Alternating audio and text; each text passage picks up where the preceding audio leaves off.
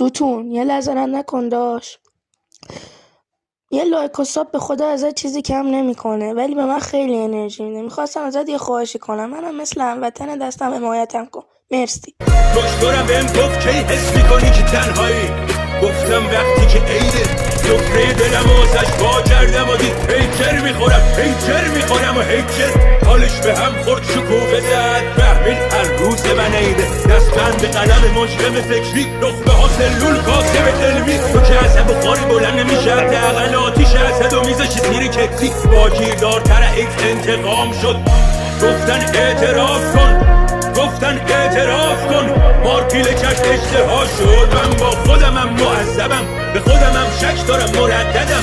چرا پشت میدی میگی پشتم ندن، دایره لغات هر چقدر وسیع باشن یه مورد.